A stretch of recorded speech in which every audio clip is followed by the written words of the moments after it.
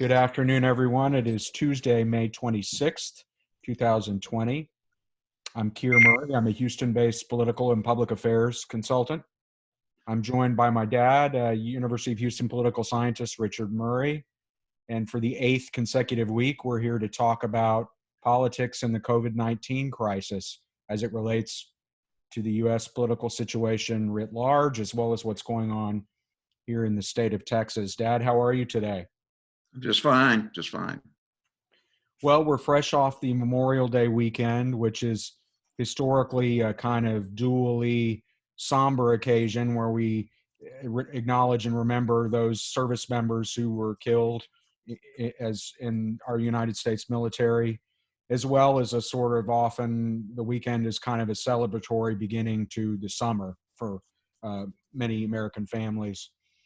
Um, Obviously, this was an unusual Memorial Day weekend given the coronavirus and the related sort of curtailing of people's normal activities as relates to travel and socializing and other things. I think we're up to about 1.7 million cases of COVID-19 in the U.S. and sadly nearing the 100,000 fatality mark. Where do you think we stand here post Memorial Day as we, amble on into the summer? I think it's a continuation of what we basically realized 3 or 4 weeks ago, that this is going to be a long, drawn-out healthcare crisis. There's some, decent news, good news on the vaccine front, but that's going to have very little impact on the 2020 election because most optimistic accounts would say we'll really be inoculating people in 2021, and the election's long since over. Also, even though we're reopening the economy, the economy is going to come back, I think, pretty darn slowly. The idea that there's going to be a V-shaped recovery, we went down fast, we'll come back fast, that's not consistent with what we saw after the 2008 crash on Wall Street, and certainly not consistent with what we saw in the 1930s, which is the most comparable case of an economic collapse. You go into the hole faster than you come out of it. Yeah, and I think I've been heartened to see that it looks like we've seen a cresting and a beginning of a decline in both numbers of new cases in the United States as well as hospitalizations and fatalities. That's not uniform across the country, but on the whole, the urgency of the health situation seems to be getting a little bit less acute with time. I think something we can all be thankful for. But as you say, the economy, we're now up to, I think, 36 million jobs lost in terms of unemployment claims over the last month and a half, and an official unemployment rate of 15%, in real terms, perhaps higher than that. And, I know when I'm driving around Houston, the little bit that I do, one of the things that I notice in addition to somewhat reduced traffic is more and more for lease signs at commercial establishments, which suggests to me that particularly some of these smaller businesses, not chains and that sort of thing, are not going to make it. And it makes me wonder, what's going to happen to fill that void, both in terms of the jobs that those businesses gave people, as well as, that those commercial real estate footprints being occupied and paying rent and utilities and all those sorts of things. And it gives me great concern for how we're going to move forward out of this crisis economically as well as on the health side. Yeah, it's just an incredible and unprecedented challenge. Our economy is about 70% consumer driven now, maybe 15% manufacturing. It's easier for manufacturers like Ford Motor Company to come back online. But, if you're dependent upon tens of millions of consumers and they are not ready to go back out and shop, your business model is, in grave, grave danger. And that's the case with tens of millions of employed Americans. They're simply working in the consumer section, retail and restaurants, et cetera. And I think they're going to struggle mightily. Yeah. Well, let's turn to the president. We've seen throughout the course of this crisis a strong desire and urging on his part to quote unquote reopen the country. As you said, that's largely happening to one degree or another, depending on where you live. Here in Texas, we were one of the early adopters of getting the state reopened about a month ago, and we're now moving into the second phase of that. We'll talk about that a little bit later. But president to me seemed less sort of focused in a public way on the management of the crisis. He's either turned that over to governors or CDC, those types of things. Isn't so much I see sort of being the leading figure in that effort, but is now talking about this reopening. Over the weekend, a lot of social media posting, attacking others, including TV host Joe Scarborough, raising the specter of about the death of a former intern of his 20 years ago, a case that I think most people thought was pretty open and shut. Woman had a heart defect and collapsed and died, but he's raising the specter that Scarborough potentially murdered this person. A bit odd under the circumstances, I would say, for Memorial Day weekend.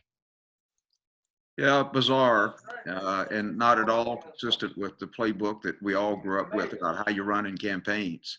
And it's just the continuation of a wasted opportunity of a chief executive to, respond to the crisis in a way that shores you up politically. And, John Trump is just fundamentally incapable of doing that. He's beset by these grievances and, insist on lashing out. He's got 80 million followers on Twitter. And obviously he's the president of the United States. And, when he does these pretty outrageous things like the Scarborough case, it becomes news in the regular news cycle and not to his benefit. Yeah, I noticed that, it looks to me like he seems to be showing some continued erosion in support in the polls. I saw in the Real Clear Politics polling average, I think he's now down to -10, which is in terms of his approval, which is the lowest level it's been in months. But the presidential race seems to be remarkably stable, all things considered. He's perhaps lost a few points of support from where he was before, and Biden's maybe gained a few points, but not a tremendous amount of change, I would say, from where the race has been all along. Yeah, partly, and this long preceded Trump and Biden, we have over 40 years become a very polarized society, and people's main identity often now is not so much maybe their religion or whatever, but their political party. And they become, very tribal, and they don't change. So then you get a figure like Trump that exacerbates that polarization to his benefit in 2016, to be sure. But the upside for Trump is that he continues to have really strong support among the Republican base. The downside is he has really strong opposition from the other side, and the small number of movable, persuadable, more independent voters have drifted away from him since this crisis. Yeah, I think we may have talked about this before, but there was this idea of the double haters, right? The voters in the electorate, maybe they're 8 to 10, 12% of the electorate who in 2016 didn't like either candidate running for president. My recollection is those voters broke decisively for President Trump in 2016. Fast forward 4 years later, that group of double haters, at least as the polling stands now, seem to be going the other way, much more inclined to vote for Biden this time, opposed to Trump, at least where we are a little over 5 months out from the election.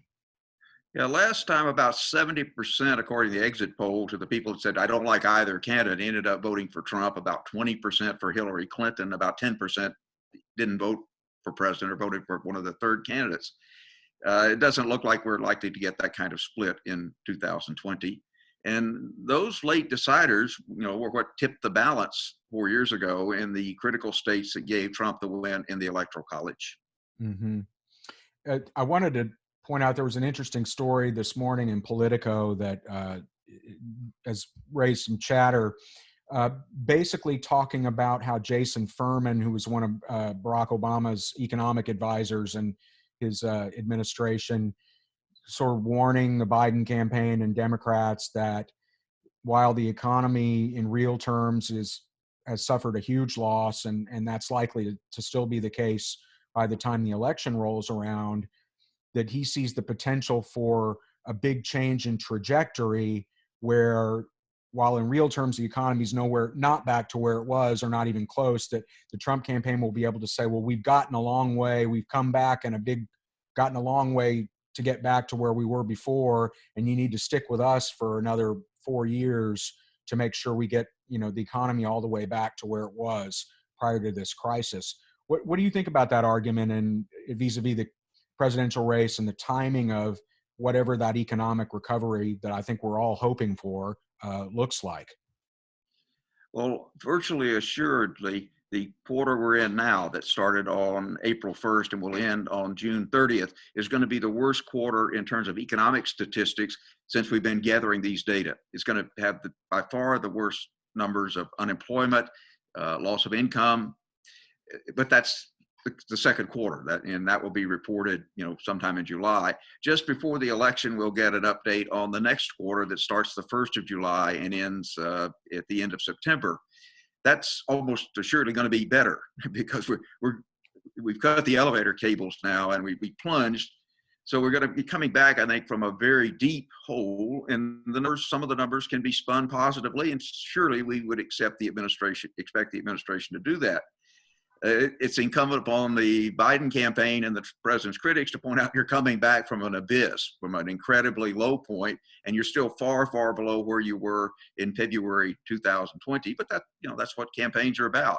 And each side has to pick the numbers that works for their side and put it forward. But we probably will get better numbers in the third quarter, but better numbers compared to an absolutely abysmal second quarter. Yeah, and I wanted to sort of turn to Joe Biden for a minute.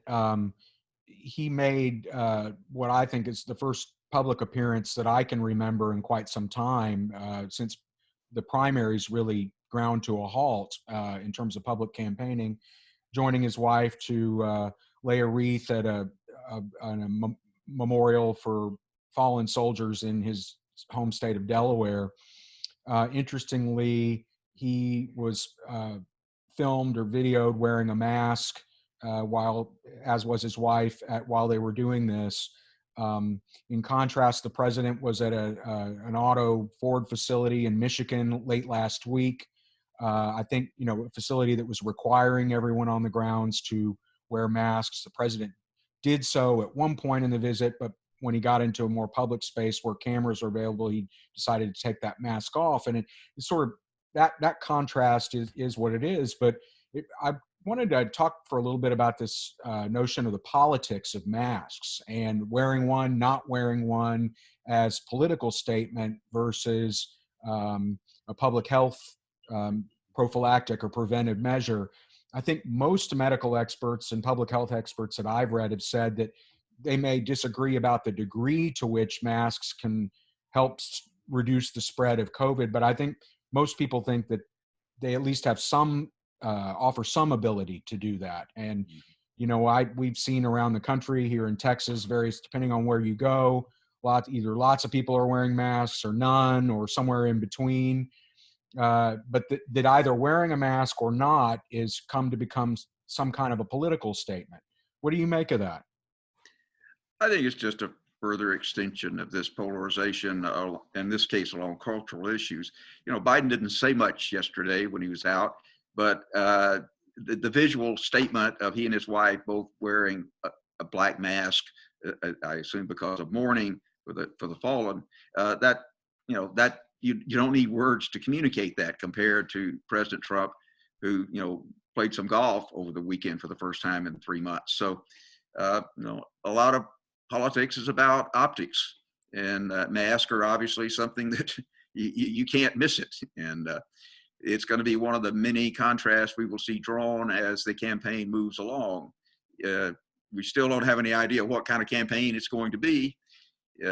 short term, I found it interesting that the president jumped on North Carolina, which is a swing state. That's why the Republicans are meeting there, and threatened to pull the Republican convention out of Charlotte. And it just, again, seems to me this is not the smart kind of thing to do.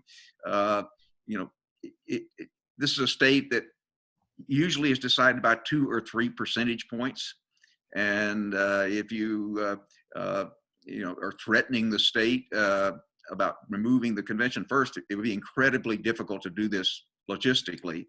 And second, there's not much of an upside to threatening the governor of the state, who's pretty politically popular and is likely to be reelected this year, with moving the convention at the last minute.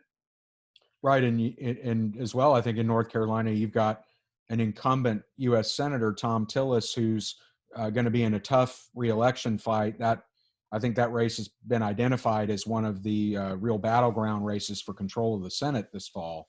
And I can't imagine that sort of complication that Senator Tillis would welcome that for his own political fortunes, right? Yes. Yeah, Tillis is thought of as the fourth most vulnerable Republican senator. Let's shift gears to Texas. It's hard to believe, but it's been almost a month since Governor Abbott began our sort of first phase of reopening of the state. I think April 30th was when that more or less began. So nearly a month later, we are now and moving into the second phase of reopening. But the jury, it seems to me, is still out on how that's going in Texas. It looks to me like have seen some modest increase in cases, but not a dramatic increase. The healthcare system in the state, more or less, with certain exceptions in hotspot areas like the Amarillo area, seems to be handling any increase okay. The system has not become overwhelmed in most places. Where do you assess sort of where Texas is and its reopening, both on the public health side and as it relates to our state's economy, which obviously is also taken a big hit due to the oil and gas slowdown?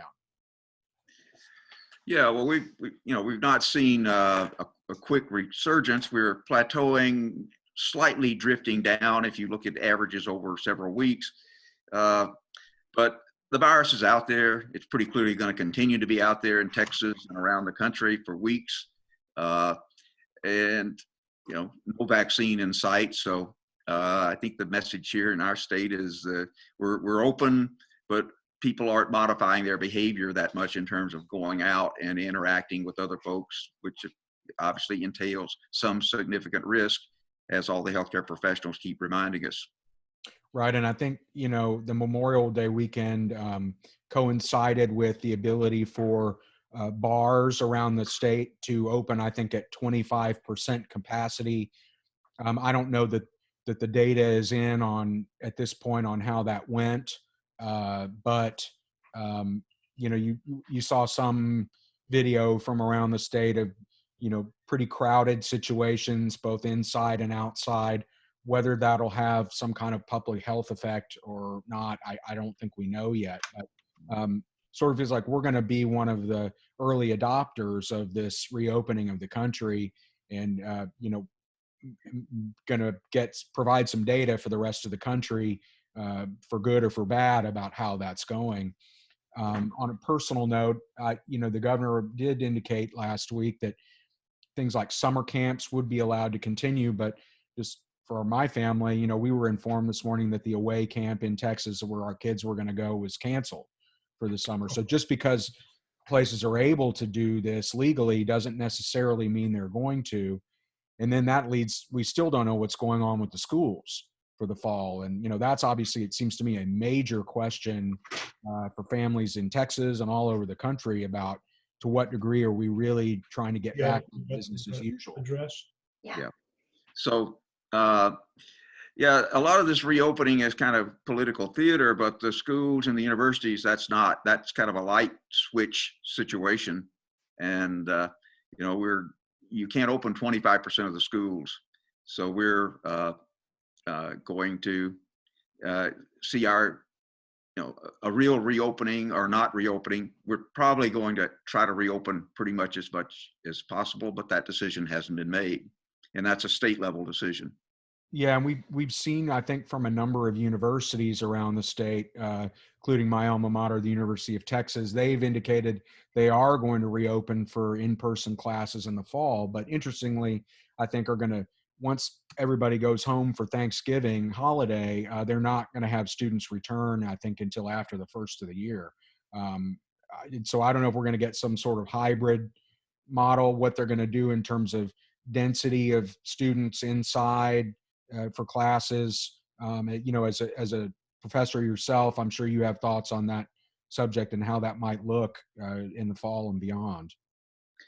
Yeah, it looks like there's a movement here to do a consolidated semester that starts in August and ends a few days before Thanksgiving, with tests after that, but from home. Uh, so students have generally not reacted very well to this sudden switch in the middle of the semester to online learning. Uh, and of course, it's been a particularly difficult burden for public school and private school students that are not of university age. Uh, but decisions have to be made. And it looks like we're mostly moving toward reopening in-person instruction. Uh, but obviously things could change. Yeah, and I wanted, one of the things related to Texas and this crisis is I don't think it's any secret to anyone that before this crisis hit, Texas had the dubious distinction of leading the nation both in raw numbers and as a percentage of its population who lacked healthcare coverage. I think well north of 5 million Texans and about 18% of our population before this crisis hit lacked insurance. And that's about twice the national average, I believe. There was a story, I think, in the Texas Tribune late last week pointing out that they think at least another 1.6 million or so previously insured Texans have now lost their coverage during this crisis, which is bringing us up close to a quarter of the state's population that doesn't have health care coverage. This is obviously an enormous problem for a lot of Texas families. To date, Governor Abbott has shown little interest in doing things like expanding Medicaid, which could arguably cover a couple of million people who lack coverage pretty quickly, or calling the legislature back into session to try to address this issue. Where do you see the politics of healthcare and this explosion in uninsured in our state? How might that affect the campaigns and the elections this fall? Well, it's another one of the several factors that mean the long sideline Democrats have a chance of getting back in the game in 2020. When people have lost their insurance, particularly if they were relatively confident before this economic collapse that they were insured, and then suddenly they aren't, that maybe creates a bunch of new swing voters. Also, with the collapsing energy industry on top of retail and other things, one of the stabilizing factors of our economy is the healthcare providers. And they're being squeezed badly because elective surgeries have largely been postponed. A big revenue hit there. The number of uninsured is going up dramatically. So that's a lot of voters, particularly in the major metropolitan areas. And as we've emphasized several times, that's where the political battle is going to be fought in Texas, in metropolitan Dallas, Fort Worth, metropolitan Houston, Austin, and San Antonio. Those are all communities with a very large healthcare sector. And so you've got an awful lot of pretty well informed people. And we're one of, I believe, 13 states that are not taking the Medicaid expansion that was part of the Affordable Care Act. Half the Republican governed states now have moved in that direction, including big states like Ohio. So the politics of it, I think, are a great opportunity for the Democratic candidates running in Texas, because it's a real issue. It's gotten bigger suddenly, and it doesn't look like the governor and the Republicans who've dominated the state since 1994 have much interest in addressing this issue. So kind of a bird's nest on the ground for Democratic challengers.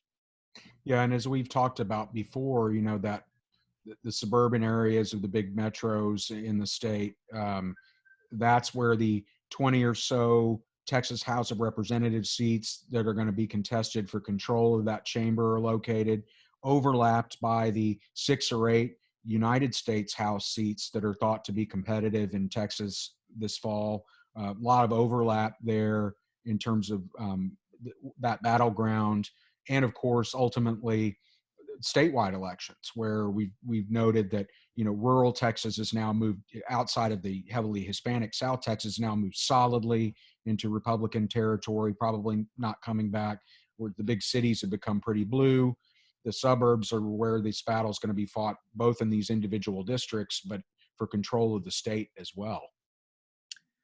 Yeah, no question. We know where the geography is now, and it's not so much in the core cities, and it's not way out in the boonies. It's in the close-in suburbs and the next tier of suburbs. The far out suburbs like Montgomery County are very heavily Republican, but much of suburbia has become very politically competitive.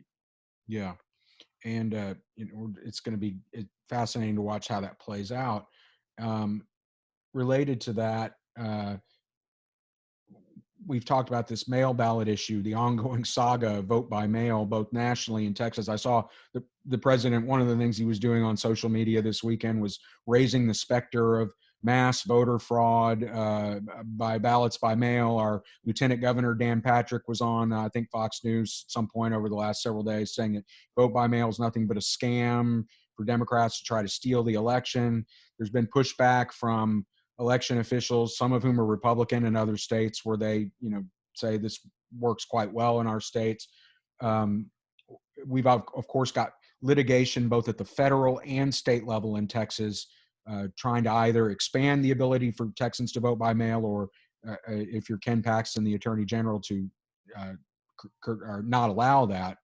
The federal case, the trial court judge, Judge Beery, I think in the San Antonio area, ruled in favor of the plaintiffs that that vote by mail should be expanded to anybody who wants it, not just those over 65 or who are disabled. Attorney General Paxton appealed to the Fifth Circuit Court of Appeals to stay that ruling. They did so. So I think the ball is in their court now. They've not yet, to my knowledge, weighed in on any decision related to that case. And on the state level, similarly, the trial court judge in Austin found with the plaintiffs in allowing counties to allow expanded vote by mail. That was upheld by the 14th Court of Appeals here in Houston, stayed by the Supreme Court, who considered that case in oral arguments last week.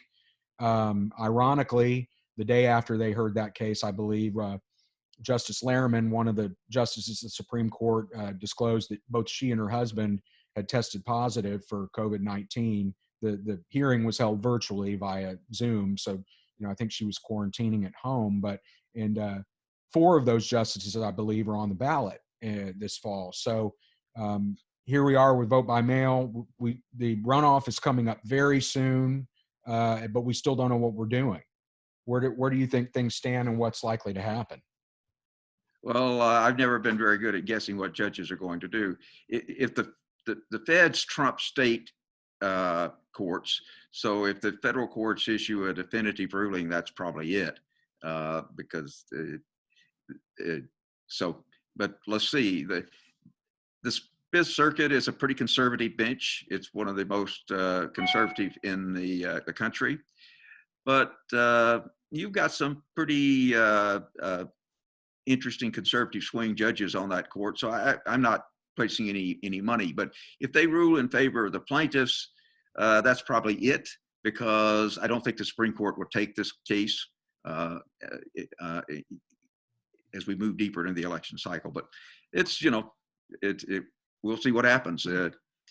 Whatever happens, the election is going to be difficult to run in Texas, whether it's with more mail ballots, that creates a different set of problems, or with back to most of us voting in person, which will have all kinds of headaches. Yeah, I think, and as we've talked about before, this question of turnout in Texas remains a big question, and an unanswerable one at this point. One of the things I noted over the weekend, Derek Ryan, who's a Republican consultant based in Austin and who does very good data analysis that he's kind enough to share publicly, put out a graph that showed that voter registration which historically is pretty robust leading into a presidential election year. And that was similarly the case here in Texas up until March, when the COVID crisis hit, has pretty much ground to a halt over the last 2 to 3 months.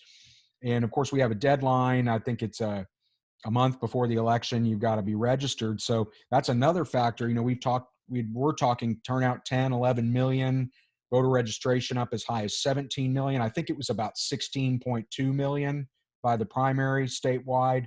But how much that figure grows, I think remains to be seen, and will have some impact on how many ballots are cast in the fall. Yeah, I think it's a combination of things at work here. One is right now people aren't thinking that much about registering and voting. We've got this terrible economic crisis. People are really suffering, healthcare, jobs. So they're not much in the mood to take some optional time and register to vote. And then, of course, you've got the professional operations. Particularly, we've got a lot of Latino voting operations, and those have pretty much been shut down because they often register voters at community events, malls, some door knocking. You can't do that. So the traditional apparatus to expand the voter rolls in a presidential year is not yet in gear, and it remains in doubt whether that will in fact be available between now and the first week in October when we shut the rolls down.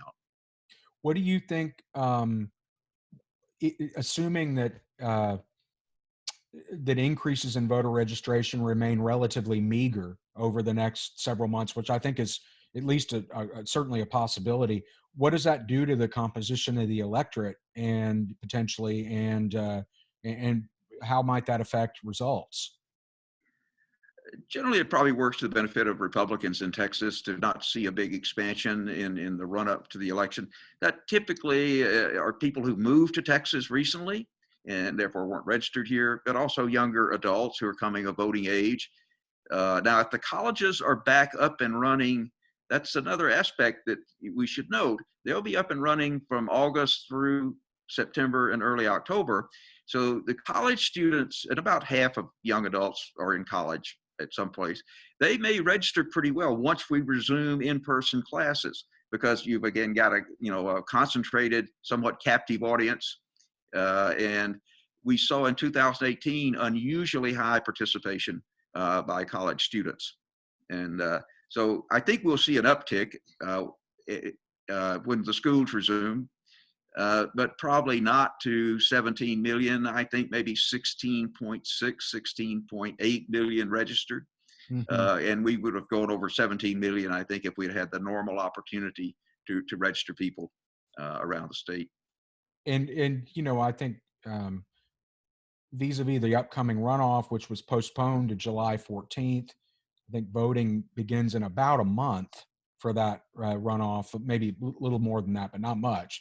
What do you expect to see in terms of turnout for the runoff on both the Democratic and Republican sides? There's a little bit of difference on what's going on in those primaries.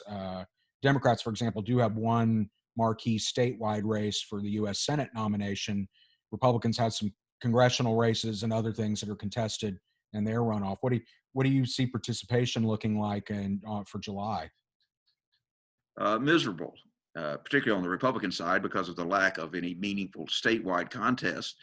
But even on the Democratic side, with the U.S. Senate seat nomination at stake, I think the total turnout of the Democratic primary will be maybe 6, 7, 8%. That's a few 100,000 persons, versus we were expecting over 10 million in November. So the runoffs particularly are totally different kind of an election.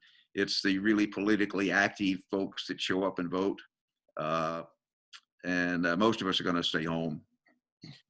Well, and regardless of how this litigation plays out, I'll be interested to see how many voters who are vote by mail eligible over 65 or meet the other criteria, but who had not previously been casting a ballot by mail, decide to do so in the runoff as sort of a trial run. I agree. I don't think there will be heavy participation anyway, but I'll be interested to see what if the percentage of mail ballot votes as a share of the total goes up in the runoff. My guess is it will, and who those voters are. Are they people that have historically voted by mail, or this is the first time they're doing so?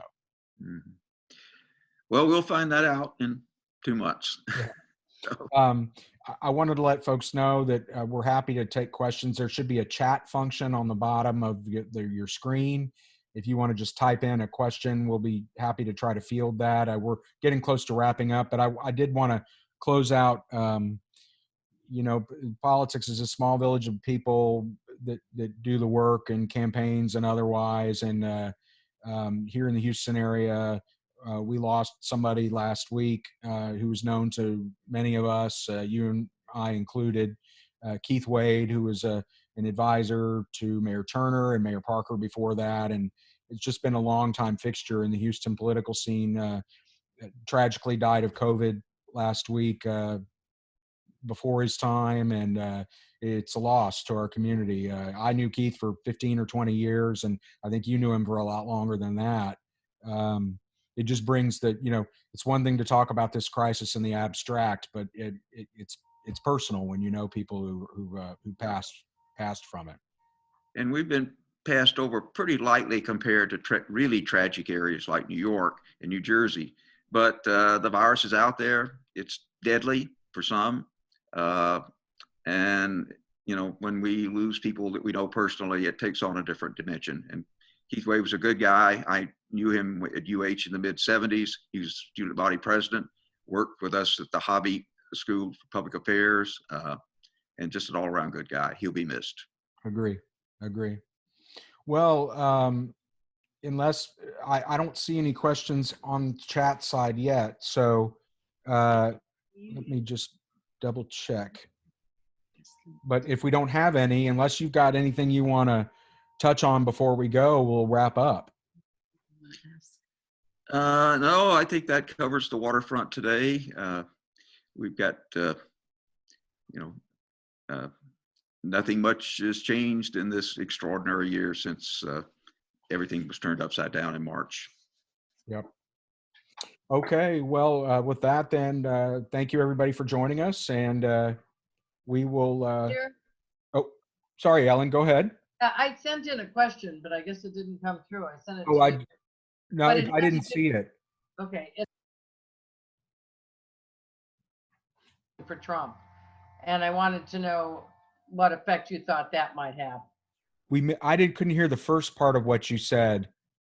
The question has to do with Biden's remarks about blacks voting for Trump, and whether or not Dick thinks that's going to have an effect in any way at all. Biden is kind of like Trump. He's a well-defined presence in a polarized environment. As with a lot of Trump's behavior that many of us think is outrageous, but he's been outrageous from the beginning. So when he does, and with Biden, you know, he's a famous gaffe machine, and this was a statement he had to pull back. But I think will have virtually no impact. The more serious issues with the allegation from Ms. Reed, that seems to also be passing. But Biden making a verbal misstep, that's old news. And particularly, he has such a base of support with older African Americans who do vote that this I think will not be in any sense a game changer. Yeah, he I think apologized later the same day, and I agree. I just think people have got a lot bigger fish to fry right now. Someone asked about Diane Troutman, our county clerk here in Harris County, who will be stepping down at the end of the week, I believe. Commissioners did appoint an interim replacement, Chris Hollins, who's a young lawyer here in town, someone I know and like, and is a sharp guy. Will hold that office through the end of the year. And then I believe each party will choose a nominee to run in November for the rest of Ms. Troutman's term, which expires in 2022. I did note that on the Republican side, the former clerk who was defeated in 2018, Stan Stannert, has decided to take another shot at the prize, has announced he will seek the nomination, as have some other people. And I've heard a few names on the Democratic side as well. But, commissioners have announced the possibility of moving to an election administrator role to oversee both voter registration and the elections. My understanding is if that happens, it won't happen before the 2020 general election. So Mr. Hollins will be tasked with administering the November election as well as the July runoff. And Harris Bennett, the tax assessor collector, will continue to oversee voter registration through at least through the end of this year. But any thoughts on the county clerk role? Well, in terms of the replacement, my guess would be that that will be decided by a vote of the precinct committee members around the county. There's not enough time to hold another election. So as we're replacing Commissioner L. Franco Lee, that comes down to Republican and Democratic precinct committee men and women meeting, or perhaps not meeting, but doing a virtual ballot. So that's, those are political pros. And on the Republican side, they tend to be much more ideologically conservative. Democratic committee members tend to be either ethnic and racial minorities or white liberals. So I assume if Mr. Hollins is interested in getting the nomination, he would have a kind of an inside track, having gotten a vote of confidence from the commissioners. Yeah, I haven't heard that he's planning to throw his name in the hat for the nomination as well. I mean, but I don't have any information either way. Someone asks if sort of Biden's remarks that we talked about a couple of minutes ago might affect his decision about who he chooses as a VP. Will it make him more inclined, for example, to choose an African-American woman to be his running mate? Slightly more, I think. Biden's major problem with African Americans is younger voters. The show that the Breakfast Club that he was on as a Charlamagne the God, I think, is the name of the host. Right? That's a strong following there. So I think it's another factor on the scales. There are a lot of other folks pressing Biden to go with an African American running mate, and this, I think, slightly tips the balance a bit more in that direction. Mm-hmm. And I think obviously Senator Kamala Harris, Stacey Abrams, former Georgia legislator, ran for governor of Georgia, and I believe Congresswoman Val Demings from Florida are the three Black women I've seen whose names are in the hat potentially to be the running mate. So there may be others, but those are the three I'm aware of. And I think among those three, Kamala Harris has probably by far got the best opportunity to end up being selected. And she's playing it low key. She's exactly the opposite of Stacey Abrams, who's visibly campaigning for the spot. Right. Harris is letting it slide. Right. And then Jay has a question about the July runoffs. Any thoughts on the races, D or R, candidates, statewide, local, congressional races? Any surprises you expect or things to watch for? Well, I think MJ Hager has probably benefited by the race being frozen by the shutdown of campaigning. She had raised more money than Royce West in the Senate runoff. She's a female in a Democratic Party primary that's over 60% women voters if we have a normal turnout. So I think she's probably fine with this shutdown because she led in the first round. She has more money. And she's, I think, just quite happy to see the race sort of, wind down to an anticlimactic reaffirmation of what we saw in the first round.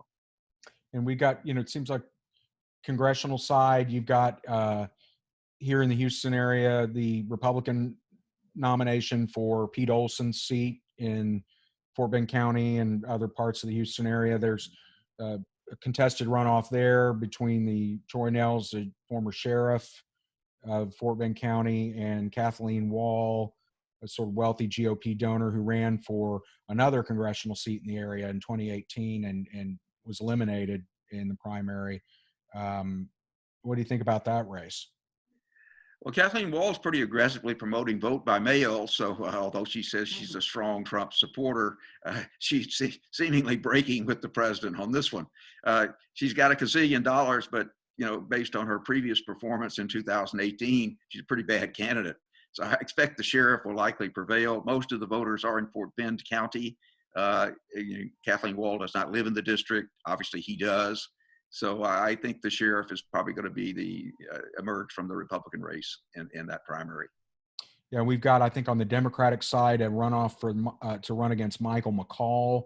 That's a district that ranges from Northwest Harris County all the way to Austin. I think both of the runoff candidates are Austin area candidates, right? One is a Pritesh Gandhi, who I think is a physician, and then oh goodness, his name is escaping me. He was a nominee last time, right, against Yeah, Siegel, I think. Mike Siegel. Yeah. Yeah. Any thoughts about that runoff? Because Siegel has been nominated before, he probably has a much better shot than a newcomer. Austin has a lot of other activity going on there. We've got a DA race, right? Runoff for DA. So I think probably 80% of the voters will come out of Austin, and Siegel probably has an upside advantage in that jurisdiction. Harris County will be a light voting part of the district. Yeah. Okay. Well, I think that sort of wraps the questions that we've got. So why don't we call it a day? And thanks everyone for joining us. Dad, thanks as always for your insights. And here's to another happy and healthy week for everyone, and hope good days are ahead. Yes. Bye. Thanks everybody. Bye-bye.